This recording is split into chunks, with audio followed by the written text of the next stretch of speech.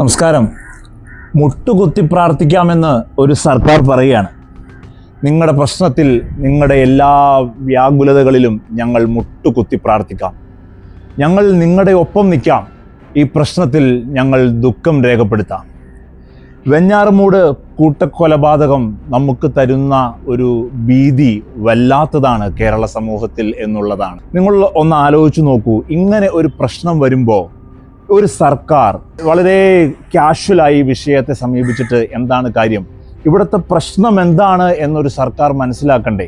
സർക്കാരാണ് എന്തു പറഞ്ഞാലും മുഖ്യമന്ത്രി രാജിവെക്കണം എന്ന് പറയുന്ന കൂട്ടരായി നിങ്ങൾ കണക്ക് കൂട്ടണ്ട.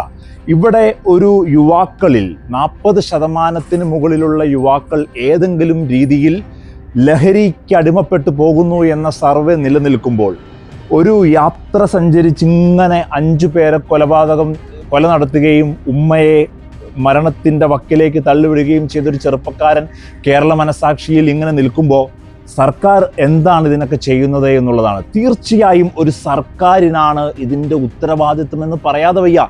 ഇവിടെ ലഹരിയാണോ ഏറ്റവും വലിയ ഇഷ്യൂ?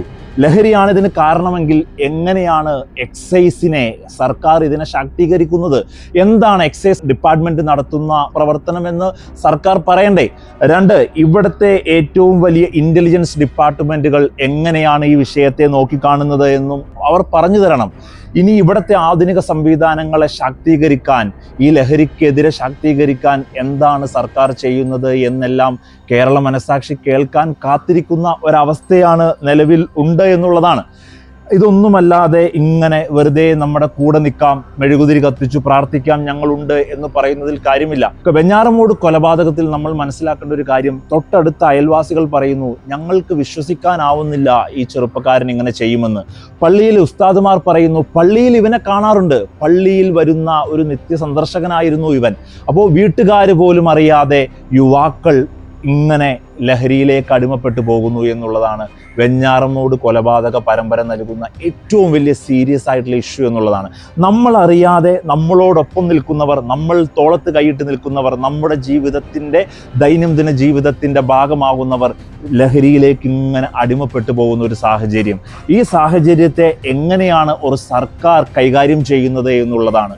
എന്താണ് ലഹരിയുടെ മൂലകാരണം? എവിടെയാണ് ആ സോഷ്യൽ കോസ് കിടക്കുന്നത്? അതിലേക്ക് അറ്റാക്ക് ചെയ്യാൻ, അതിനെ നിർത്തിവെക്കാൻ, അതിലേക്ക് കടന്നു കയറാൻ ഒരു സർക്കാർ നിർബന്ധിതമായി മുന്നോട്ട് വരേണ്ട ഒരു സാഹചര്യമാണ്.